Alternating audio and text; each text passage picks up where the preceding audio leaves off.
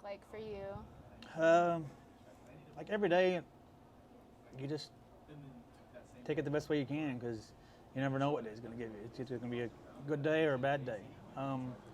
Against too, I, try to really recollect myself, and I'm like, Lord, I don't know how this day is going to come, but I trust you on everything. It might be good, it might be bad, but you're in control of everything, and I put whatever you have laid before me in your hands. I mean, it might be my last day of my life. It might be another day you have planned for me. So it's just like take it a stride at a time, trusting in Him.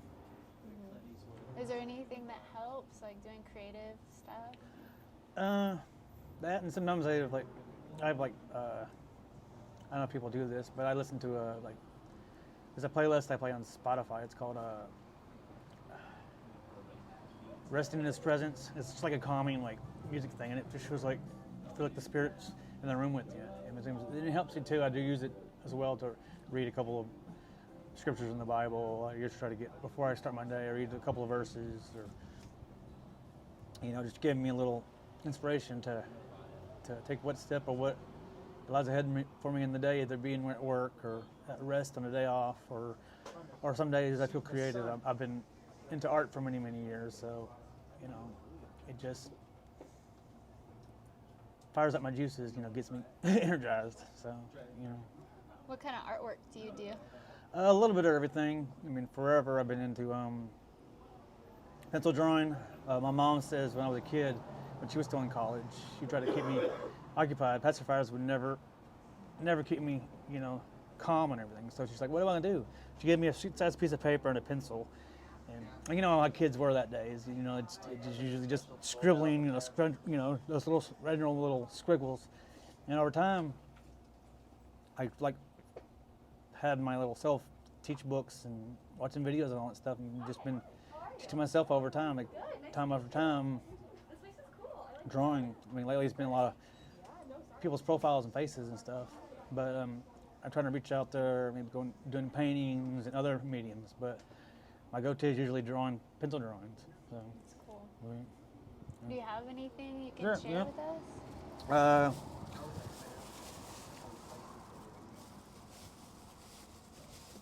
Now, recently I was free on Friday, just previous Friday, and I started getting back into painting. I don't paint a whole lot. Mainly touches, mostly pencil sketching. But it was just one of those small little cheap little canvases I get from either Walmart, or sometimes I go to Michael's. We can get cheap deals on that stuff too. So I got that, and I get the cheap paints they have there too. And I got fascinated with, on YouTube, they had a guy was painting with intriguing. Instead of the paintbrushes like a lot of people use, I use this little palette knives. They usually mix the paints on the little Like a palette? palettes. Yeah, the palettes they have on that too.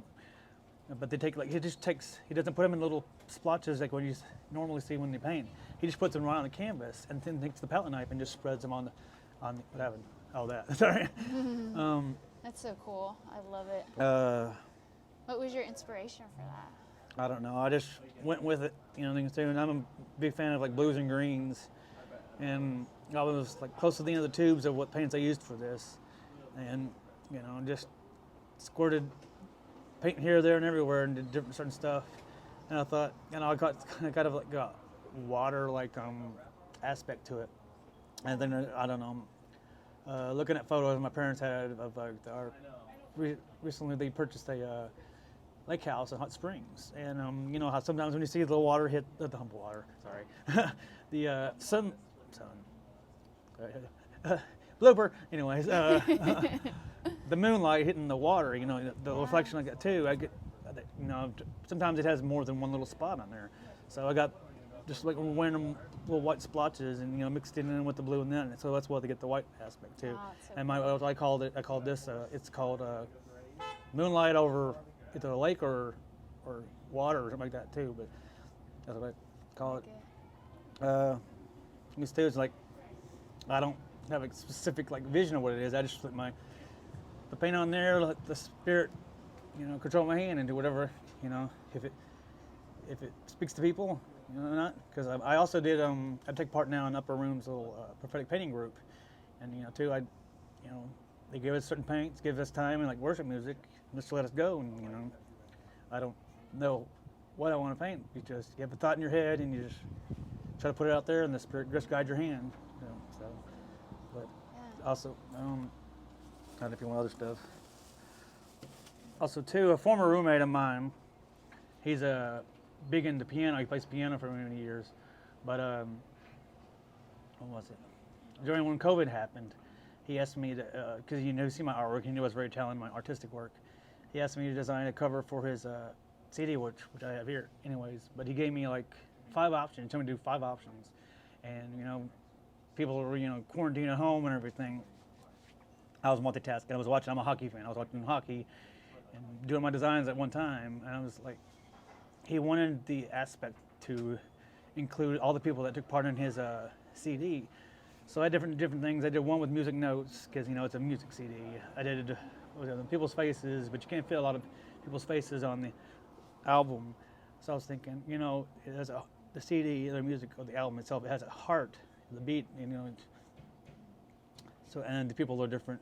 So things don't do an aspect, but each people is a different color. All the colors mixed together to make one unity. So the heart is supposed to be like the unity, which really, I guess, it inspired them. So which came with the CD that came out.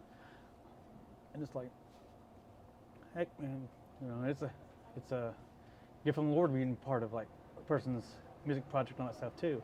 Another tidbit too. For a while, for like 6 years, I was a member of a Gateway Choir before COVID happened, and with them, I was part of 2 albums with them. I was part of their Walls live album they had. I never thought in a million years I'd be part of a CD, but I was a part of that. And they decided to do a couple years, either a year or 2 after that, they did a side project, like a solo album for the choir called, you can find it, it's called We Cry Out. I don't know what media y'all want to check out, but it's on there. And I was part of that. So I just trying to learn to step out of my shell. And, when you step out of your comfort zone and trust the Lord and everything, you can do whatever you want. I mean, not do whatever you want, but you never know what talents you have inside of you. You gotta step out and show people what you can do. So over the past 10 years now, I'm uncovering more things about me that the Lord gifted me with. So that's cool. What does the future look like? What's your vision? My vision. I gotta drop that. Hold on. You edit it. Okay. Well. Yeah, I know what we're going to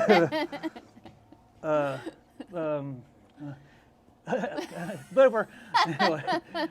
I'm gonna probably film that. Look at that. It's, anyways, I don't know. My heart for the future. More explore more and more my artistic talent, what the Lord has for me. While I've learned, taking part in certain groups, I went to a interest group for Peru a couple years ago when I was still at Gateway, and I guess the Lord spoke to one of the people that was we were on the side. We were just a group of us talking on the side, and the woman said, "I feel you have a heart for children." I'm like, "Oh, okay." I didn't know what you meant by that, but I've learned through choir, learn my voice to go up and down. It's like, it's like this, I'm like, I don't know. I like to listen to certain things, and after repeating things over and over again, I can like take what I've learned and make them change my voices to kind of match of what I see online or people like. I don't try to make fun of people. I just try to do whatever I can. I have a heart to make people laugh. Make people smile. That's what my heart is. I mean, it's still a learning process. Sometimes you can't make everyone smile, but people, maybe a few people do. I don't want to be like a well-known comedian. I just want to bring, life to people's lives. I also want to have a heart to, work with kids in the future. I was raised on Mr. Rogers when I was a kid. I don't know if y'all remember that, but I just feel I have a heart to, be this. I want to be like this generation's version of Mr. Rogers. Kind of in the heart to be like, who want me to get my gifts to, and like when I'm learning, like either doing video podcasts or maybe like having my own TV show, like learning with me, you know, different art aspects or more of what the world is like today, and too, and learning like whatever trouble people are going with. You know, we always have troubles, we always have, you know, worries and stuff, but to learn like together, no matter what people say about you, God loves you exactly who you are. You don't have to change to be loved by anybody. You can be who you are and keep searching who you truly are in God. And if people don't like you from where you are, then they're not supposed to be part of your life. Be who you are in Christ. And the people that are supposed to be part of your life will see you exactly inside and out who you, the good person you really are. Don't become of the world. Be part of the world to get people to like you. Just be you. Do what you enjoy. Just live life. Keep seeking the Lord, and just see all He has for you, because He has like a bright future ahead of you. I don't know what it is. It's always a mystery, but you got to just trust Him with everything. You know, you might have a long, many years ahead of you. It might be tomorrow. So take every day. I don't know. Make every day precious, because you never know. I mean, it could lead to many other things. It might, you know, you never know.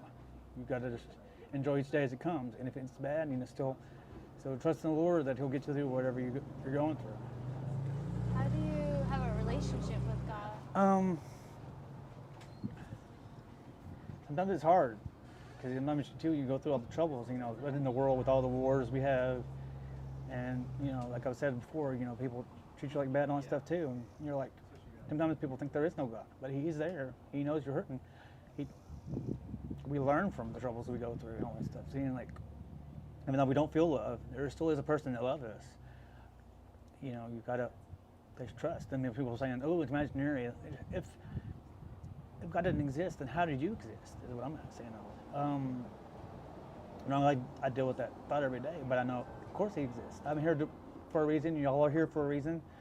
Don't let just because you're going through troubles or stress, seek people that will spring life into you.